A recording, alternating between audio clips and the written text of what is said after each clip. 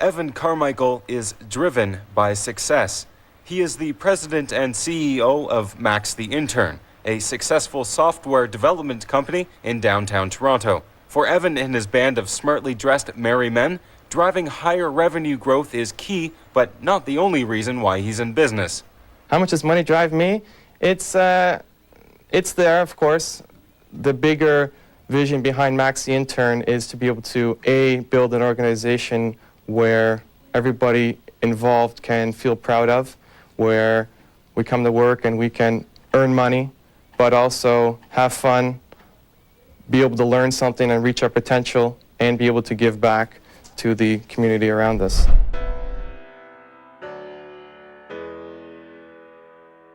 What would the boldest version of you do? Think about your mission. Think about your goals. Think about what you are trying to accomplish. You've got what you're doing now, but think about what the boldest version of you, if you summoned the boldest version of you into existence right now, what would he or she tell you to do? So when I did my tour earlier this year, it was 90 days, 23 cities, and at first I wanted to do it for free. I love doing free coffee shop meetups every time I travel to a new city, and I told my agent Steve in New York, hey man, this is my idea. He said, you need to charge for the event. You gotta play bigger. You gotta do a bolder version of you. And it's freaked me out. It scared me because I don't want to disappoint people. And the idea of charging for something and then me disappointing people and then hitting that fear every 4 days, because I got up in a new city every 3 to 4 days for 90 days, was me being able to conquer my fears. And so Steve pushed me, and I have Steve's voice in my head. It's like, you need to play bigger. You got to do something bolder. What's the next step? And so I'm looking at my next tour coming up in 2020 around my book, Built to Serve, and I'm trying to think, how do I make it even bigger? How do I make it even bolder? Because what I've done has been great. And it's not trying to take away from what I've done. It's amazing. I'm proud of myself. I'm grateful. Awesome. And I know I'm capable of more. And I know I need to do something at the next level, because if I want to go off and accomplish my mission, I need to. Because at the rate I'm going right now, I'm not going to hit 1 billion people. I'm not going to solve the world's biggest problem. I'm not going to have the impact and reach that I know I can have unless I demand more boldness, bigger scale from myself on a daily basis. And so for me, having Steve's voice in my head, having Elon Musk's voice in my head, having Steve Jobs and Ipa Giannini and my parents and Kanye West and Howard Schultz constantly in my head, the content that I make is for myself. It's selfish for myself, and then I share it with you guys, and thankfully you like it, so I could build a business around it and hire your team and keep creating more. What makes you bold? What makes you come alive? And how do you summon that creature on a daily basis? If you wake up and you daily, every day, consistently are bringing the boldest version of you, even for 1 year, if you woke up every day for 1 year and summoned the boldest version of you, your life is gonna look dramatically different 1 year from today. So how do you start playing a bigger game and being more bold? I'm gonna give you a 3-step process that I think is gonna help. Step number 1, what would the boldest version of you do?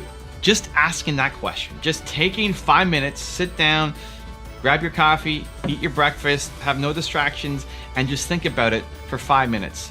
What would the boldest version of you today do?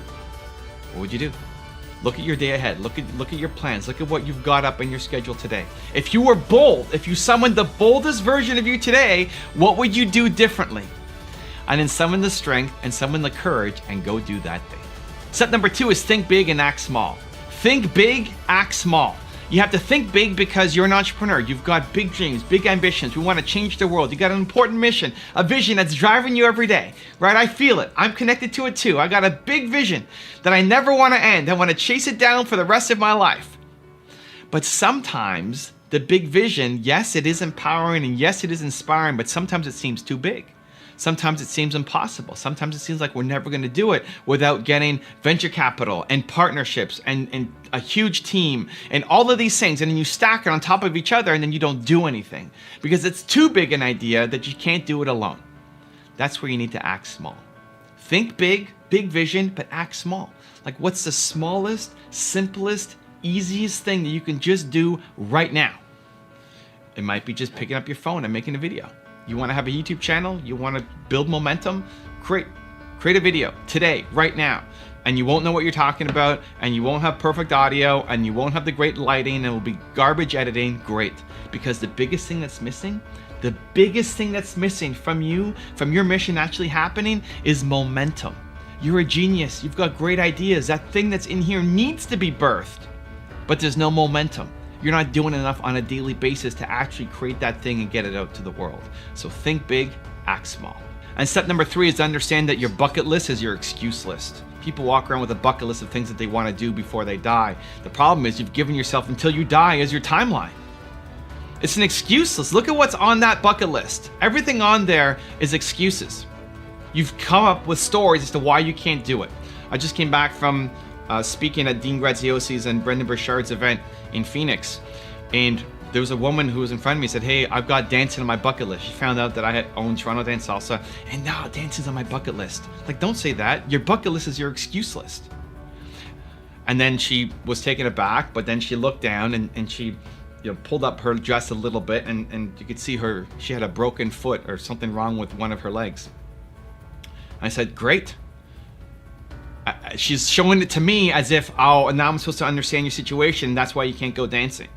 She showed it to me, and then I said, okay, can you march? Can you do this? Can you do this? Can you march? She says, yeah, I can march, I can walk. Great, give me your hands.